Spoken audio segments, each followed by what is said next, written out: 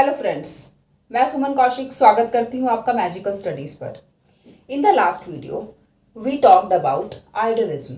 Idealism के जो basic principles हैं और आइडलिज्म क्या होता है उसके बारे में हमने एक वीडियो पे बात की थी। बट अभी नेक्स्ट वीडियो जो मैंने बनाई है उसमें आपका फुल डिस्क्रिप्शन होगा, जिसमें जो एक फुल क्वेश्चन या आदर्शवाद के ऊपर जो आता है आपके एग्जाम में, उससे रिलेटेड क्या क्या पूछा जाता है वो सब हम इसमें डिस्कस करेंगे।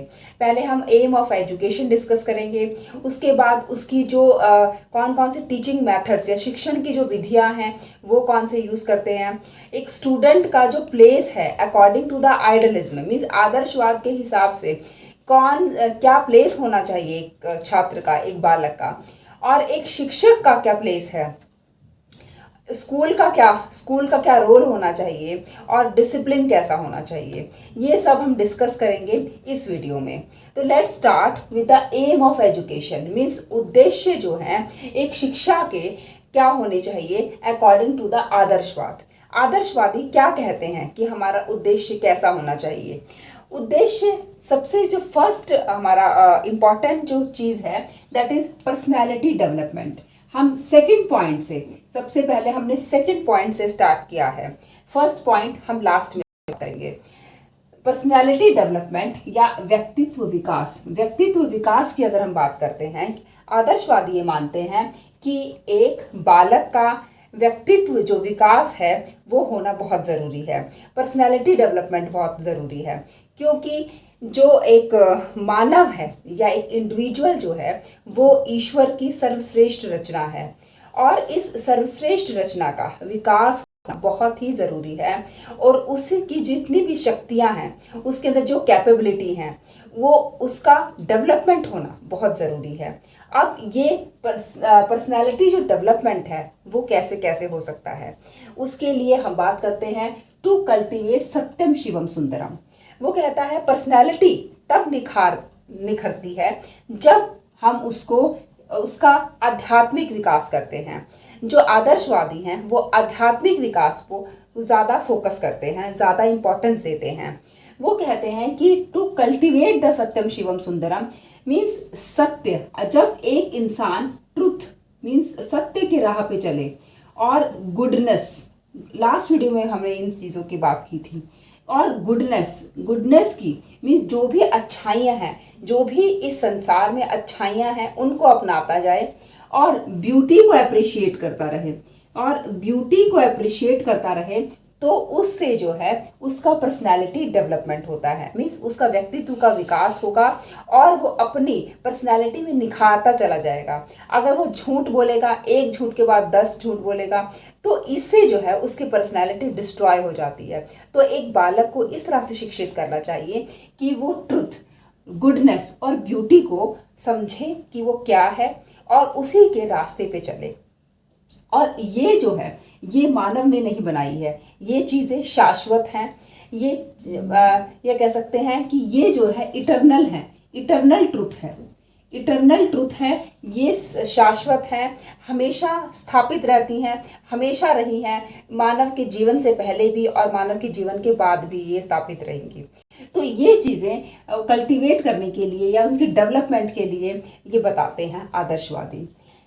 जो फोर्थ पॉइंट ये क्या कहता है कि कन्वर्जन जो है पर्सनैलिटी डेवलपमेंट के लिए, हम मेन जो डेवलपमेंट की बात कर रहे हैं पर्सनैलिटी डेवलपमेंट के लिए ज़रूरी है conversion of man's original nature into the spiritual nature.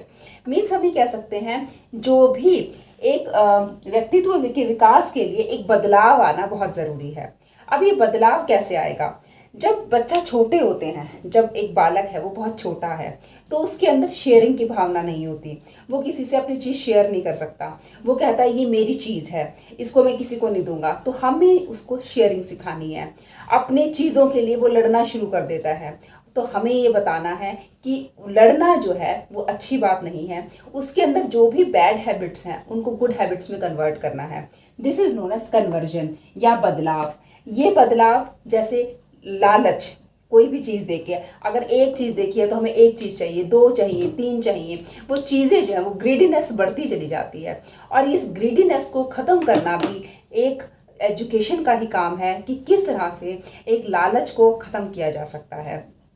Honesty, honesty मतलब डिसऑनेस्टी को ऑनेस्टी में कन्वर्ट करना, तो ये भी एक एजुकेशन का काम है कि बेईमानी को छोड़ो और ईमानदार बन जाओ। तो इस तरह के छोटे छोटे कन्वर्जन करके हम एक चेंजेस ला सकते हैं और उससे धीरे धीरे पर्सनैलिटी डेवलप होती चली जाएगी। और पर्सनैलिटी डेवलपमेंट के लिए हमें एक बात और करनी है, preparation for the holy life. Means जब हमने सत्यम शिवम सुंदरम मीन्स गुडनेस, ट्रुथ, गुडनेस और ब्यूटी की जब चीज़ें डेवलप कर दी उसके अंदर, उसके बाद हमने उसका कन्वर्जन भी कर दिया। मीन्स उसकी जो नेगेटिव चीज़ें थी उनकी, या नेगेटिव हैबिट्स थी, बुरी आदतें थी, बुराइयां थी, उसको पॉजिटिव में चेंज कर दिया। तो अब वो प्रिपेयर हो गया है, वो प्रिपरेशन कर रहा है अपनी होली लाइफ के लिए। अब वो अपनी होली लाइफ जो है वो जी सकता है। वो उसने अपनी मतलब अपनी पवित्र लाइफ के लिए, अपनी पवित्र जीवन के लिए तैयारियां शुरू कर दी हैं। तो यही इसकी तैयारियां हैं। जब इन दोनों को फॉलो करेगा तो आप जब ये पॉइंट लिखेंगे तब आप उसमें ये दोनों पॉइंट ही मेंशन करेंगे कि preparation for holy life means to development या कल्टिवेशन ऑफ द सत्यम शिवम सुंदरम, मीन्स सत्यम शिवम सुंदरम का डेवलपमेंट होना, और कन्वर्जन जो है मीन्स एक बदलाव आना कि बुराइयों को छोड़कर अच्छाइयाँ अपनाना, ये इसका डेवलपमेंट पार्ट हो गया। मीन्स उसका पर्सनैलिटी डेवलपमेंट होगी। तो ये चारों चीज़ जो है मीन्स हम ये कह सकते हैं personality development to cultivation, conversion और पर्सनैलिटी, ये हमारे सब रिलेटेड टॉपिक्स हो गए, रिलेटेड पॉइंट्स हो गए। अब हम बात करते हैं enrichment of cultural heritage. Enrichment of cultural heritage means, cultural heritage क्या है? कल्चरल हेरिटेज मीन्स सांस्कृतिक विरासत। अब इसका एनरिचमेंट कैसे करें? इसका एनरिचमेंट मीन्स उसकी रक्षा करके, उसका विकास और उसका स्थानांतरण करके। अब इसकी रक्षा के लिए हमें क्या करना है? जो भी हमारी चीज़ें हैं, जो हमारी सोसाइटी ने हमें सिखाए हैं, हमारे पेरेंट्स ने, हमारे ग्रैंड पेरेंट्स ने जो जो चीज़ें सिखाई हैं उनकी रक्षा करना मीन्स जो नैतिक चीज़ें, अब उनकी रक्षा, मोरालिटी, हमारी जो मोरालिटी है या नैतिकता है, नैतिकता जो है, नैतिकता हमारी सांस्कृतिक विरासत में आ गई है। सांस्कृतिक विरासत में हमारा जो धर्म है, हमारा धर्म हमें क्या सिखाता है वो भी इसमें आ गया है। साहित्य, हमारा जो साहित्य है वो क्या कहता है, वो कैसी बातें बताता है। जो स्किल या कौशल जो हैं हमारे अंदर डेवलप हुए हैं वो क्या क्या हैं। तो मीन्स इन सब चीज़ों की रक्षा करना मीन्स और उसका विकास करना मीन्स नैतिक, अगर नैतिकता हमारे अंदर है तो उसको और डेवलपमेंट करो। अगर ऑनेस्टी कम है तो उसको और ऑनेस्ट मीन्स ऑनेस्टी का जो लेवल है वो और बढ़ा दो। मीन्स उसकी हमने विकास कर दिया और स्थानांतरण कर दिया एक पीढ़ी से दूसरी पीढ़ी तक, मतलब transferation of one generation to another generation. तो इस तरह से हम हस्तांतरण करते जा रहे हैं। और ये जो ट्रांसफॉर्मेशन है या एनरिचमेंट ऑफ कल्चरल हेरिटेज है, ये जो है हमारी इन चीज़ों की रक्षा करती है। ठीक है, अब हम बात करते हैं सेल्फ एक्चुअलाइजेशन की। सेल्फ एक्चुअलाइजेशन एक बहुत बड़ी टर्म है। सेल्फ एक्चुअलाइजेशन एक बहुत बड़ी टर्म है और ये कहती है कि पूर्णता का, जब एक इंडिविजुअल पूर्णता का महसूस करता है, जब अपने अंदर पूर्णता का डेवलपमेंट कर लेता है, मतलब अब पूर्णता को प्राप्त करना, हम ये कह सकते हैं कि पूर्णता को प्राप्त करना जो है वो सेल्फ एक्चुअलाइजेशन है। सेल्फ एक्चुअलाइजेशन है मीन्स पूर्णता को प्राप्त करना। अब ये कहता है कि सेल्फ एक्चुअलाइजेशन मीन्स आत्मा का ज्ञान होना, अपने आप को जानो और उससे अपनी लाइफ को पूर्ण बना दो। ठीक है, तो ये चीज़ें बताती हैं सेल्फ एक्चुअलाइजेशन को। और ये सेल्फ एक्चुअलाइजेशन कब होगी? जब ये सारी चीज़ें हमारे अंदर डेवलप होगी। जैसे हमने डिस्कस किया है कि कल्टीवेट करें सत्यम शिवम सुंदरम को, और हमारी जो बुराइयां हैं उनको हटा दें और अच्छाइयाँ डेवलप करें। एनरिचमेंट कल्चरल हेरिटेज, मतलब जितने भी हमारी कल्चरल चीज़ें हैं उनका स्थानांतरण होता रहे, तभी हमें चीज़ें जो है वो समझ आएंगी और हमारी क्या नैतिकता थी, हमारा क्या धर्म है, क्या साहित्य है, ये होना भी ज़रूरी है। और उसी हिसाब से प्रिपरेशन ऑफ होली लाइफ जो है वो ज़रूरी है। अब हम बात करेंगे कि इसका जो है देन क्या क्या है और क्या कहाँ कहाँ इसको क्रिटिसाइज किया गया है। इसकी जो देन की अगर हम बात करें तो ये इतनी इम्पॉर्टेंट चीज़ें हमें दे रहा है कि बुराई से अच्छाइयाँ, मतलब बुराई को हटाकर अच्छाइयाँ, ये सब इसकी देन में आ जाएंगी। तो इनकी देन में भी आप यही पॉइंट्स रिपीट कर सकते हैं। अगर हम बात करते हैं क्रिटिसिज्म, क्रिटिसिज्म क्रिटिसिज्म या आलोचना कहाँ कहाँ की गई है। आलोचना की अगर हम बात करें तो ये आलोचना जो है वो है first point, that is aim of education में। एम ऑफ एजुकेशन में जो ये फर्स्ट जो है सेल्फ एक्चुअलाइजेशन, क्योंकि आज के ज़माने में सेल्फ एक्चुअलाइजेशन मीन्स वो कह रहा है कि आत्मा को जानो, अपने आप को समझाओ, तो ये और पूर्णता को प्राप्त कर लो। तो ये पूर्णता प्राप्त करना, कोई भी इंसान आज के ज़माने में पूर्ण नहीं है, किसी में कुछ कमी है, किसी में कुछ कमी है, और तो पूर्णता की प्राप्ति जो है वो आज के ज़माने में बहुत ही मुश्किल है। तो सबसे पहले इसको यहाँ पे क्रिटिसाइज किया जाता है कि नो वन इज कंप्लीट, कोई भी कंप्लीट नहीं है।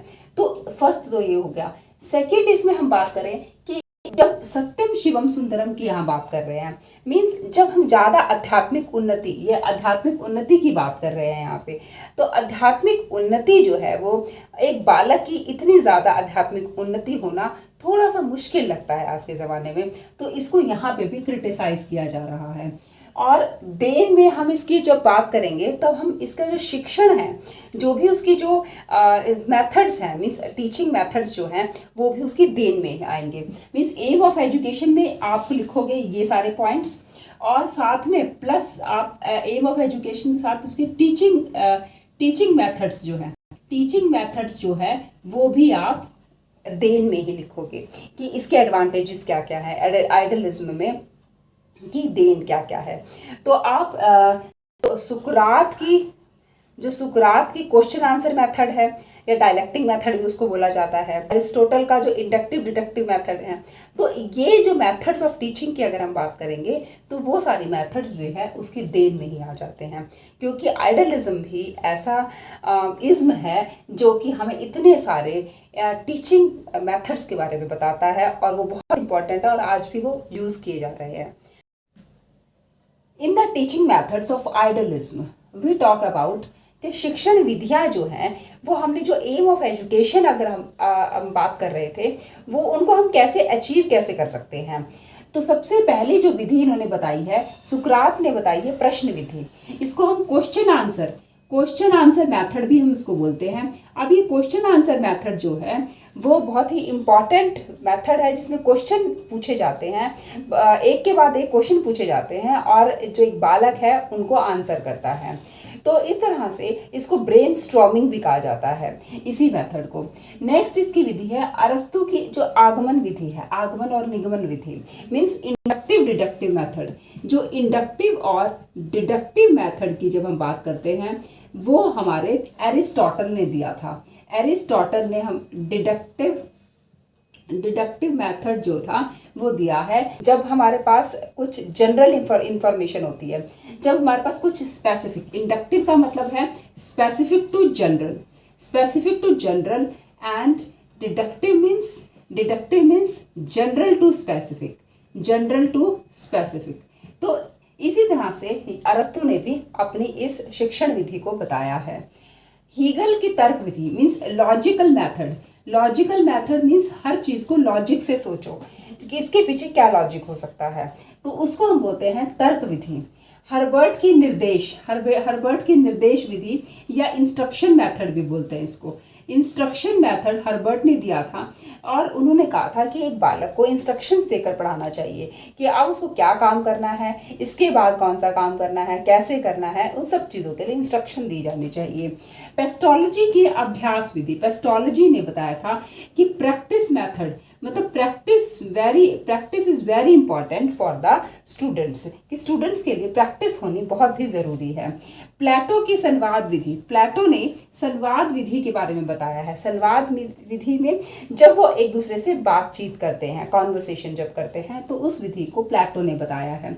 तो ये सारी विधियाँ भी जो हैं देन में आप लिखेंगे, क्योंकि देन जो है ये सारी की सारी विधियाँ देन में लिखेंगे कि इस आइडलिज्म में क्या क्या इसकी देन है। प्लेस ऑफ टीचर, अगर हम प्लेस ऑफ टीचर की बात करते हैं तो जो टीचर का जो स्थान है अकॉर्डिंग टू द आइडलिज्म, वो जो है बहुत ही इम्पॉर्टेंट है। इम्पॉर्टेंट प्लेस हम इसको मान सकते हैं, और इम्पॉर्टेंट प्लेस के साथ साथ इसको माना गया है कि it is the source of quality. यहाँ पे सोर्स ऑफ क्वालिटी माना गया है एक टीचर को। उसके अंदर बहुत सारी क्वालिटीज़ होनी चाहिए जो एक स्टूडेंट का सोशल डेवलपमेंट कर सके, प्लस उसका जो आध्यात्मिक स्पिरिचुअल डेवलपमेंट भी कर सके और वो एक आइडल बन सके, और साथ ही उसका स्पिरिचुअल डेवलपमेंट, सोशल डेवलपमेंट के साथ साथ ही कल्चरल डेवलपमेंट भी ये कर सकते। तो एक आइडियल के रूप में इसको एक इम्प्रेशन अपना एक पथ प्रदर्शक मीन्स एक ऐसा आइडियल बनना है जो स्टूडेंट का सोशल डेवलपमेंट में हेल्प कर सके, उसका सामाजिक विकास हो सके, उसका आध्यात्मिक विकास हो और उसका सांस्कृतिक विकास भी हो। उसको एक पथ प्रदर्शक के रूप में शो करना है अपने आप को। और यहाँ पे quality of source of qualities means उसके अंदर भी इतनी सारी क्वालिटीज़ हों ताकि जो स्टूडेंट्स जो हैं उनको देखकर सीख सके। और इस तरह से उन्होंने बात करी है टीचर की। साथ ही इन्होंने टीचर के लिए बताया है कि एक टीचर जो है वो एक गार्डनर की तरह या एक माली की तरह होता है। टीचर एक माली की तरह होता है। देखो यहाँ पे प्लेस ऑफ स्कूल और जो अब मैं ये माली वाली बात बताने वाली हूँ, ये दोनों जो हैं वो आप इन दोनों में सेम पॉइंट भी लिख सकते हैं। देखो जहाँ पे ये माली की बात बता रहे हैं, ये कह रहे हैं कि एक टीचर जो है माली के रूप में होता है। जैसे माली क्या करता है, अपने गार्डन में अलग अलग तरह के पौधे डेवलप करता है या अलग अलग तरह के पौधे ग्रो करता है। और जैसे उसकी कैपेबिलिटीज़ होती हैं, वैसे वैसे उसी हिसाब से जैसे कैपेबिलिटीज़ होती हैं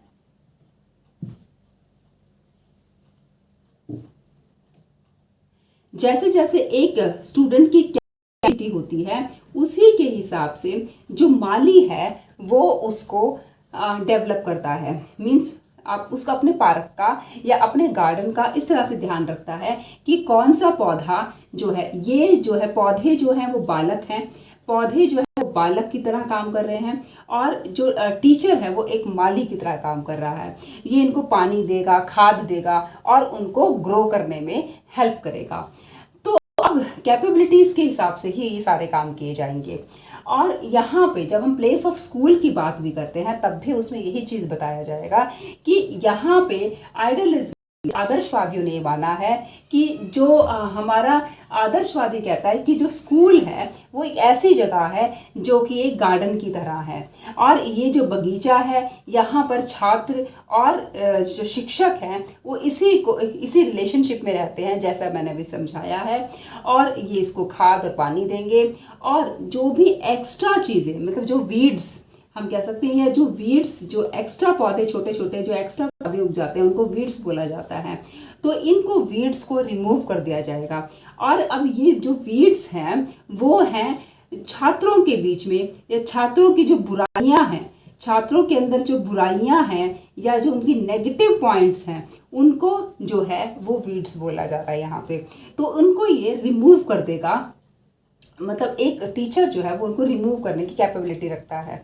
तो प्लेस ऑफ टीचर और स्टूडेंट और स्कूल, इनको हम एक एग्जाम्पल के साथ हमने समझाया। अब प्लेस ऑफ स्टूडेंट जो है, हम इसको अगर बताया जाए तो हम ये कह सकते हैं कि इसका गौण जो है, प्लेस जो है वो गौण है, मीन्स नॉट वेरी इम्पॉर्टेंट नहीं बताया गया है। क्योंकि उन्होंने कहा है कि सिर्फ उसको ऑब्जर्व करना है। एक स्टूडेंट को सिर्फ अपनी जो अंदर जो इच्छा है वो काम नहीं कर सकता। वो जो टीचर या उसका जो भी उसको चीज़ें देखने को मिल रही हैं, सिर्फ उसको वो चीज़ें ऑब्जर्व करके सिर्फ वही करनी है। तो मीन्स स्टूडेंट जो है वो इम्पॉर्टेंट नहीं है यहाँ पे।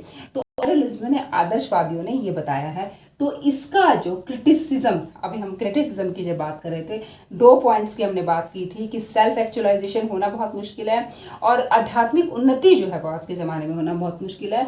और तीसरा जो है इसका क्रिटिसिज्म किया जाता है कि जो स्टूडेंट जो है तो इसका थर्ड पॉइंट क्रिटिसिज्म में हम ये बात कर रहे हैं कि जो प्लेस ऑफ स्टूडेंट है वो गौण बताया है, नॉट वेरी इंपॉर्टेंट। वो अपनी इच्छा से कुछ काम नहीं कर सकता, जो उसको टीचर सिखाएगा वो उतना ही सीखेगा, उतना ही ऑब्जर्व करेगा।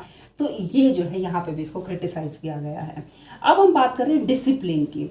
डिसिप्लिन जो है वो इम्प्रेशन के साथ, इम्प्रेशनिस्टिक इसका डिसिप्लिन है। ये कहते हैं कि इम्प्रेशन जो है जैसा एक टीचर जो है वो अगर अच्छी चीज़ें इम्प्रेशन डालता है तो उसी हिसाब से डिसिप्लिन मेंटेन होना चाहिए। आदर्शवादी कहते हैं कि अगर फोर्सफुली किसी को कहा जाए तो वो डिसिप्लिन में नहीं रह सकता और वो ज़्यादा देर तक डिसिप्लिन में नहीं रहेगा। अगर इम्प्रेशनिस्टिक डिसिप्लिन दिया जाए तो वो जो डिसिप्लिन होगा वो काफ़ी आगे तक चलेगा। तो इस तरह का डिसिप्लिन मेंटेन करने के लिए कहा गया है। तो ये भी एक देन ही में इंक्लूड किया जा सकता है।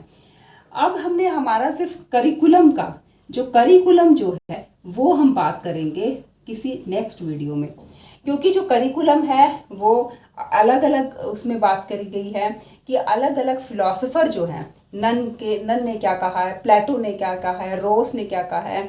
तो ये जो करिकुलम का जो पोर्शन है वो अकॉर्डिंग टू डिफरेंट फिलोसोफर्स के हिसाब से क्या क्या कहते हैं कि आइडियलिस्टिक में कौन कौन सा करिकुलम होना चाहिए, क्या क्या चीज़ें पढ़ाई जानी चाहिए। तो नेक्स्ट वीडियो में हम ये बात करेंगे। अगर आपको मेरी वीडियो यूज़फुल लगती हैं तो आप वीडियो को लाइक, शेयर और सब्सक्राइब ज़रूर कीजिए और अपने कमेंट जो है कमेंट बॉक्स में लिखते रहिए। धन्यवाद।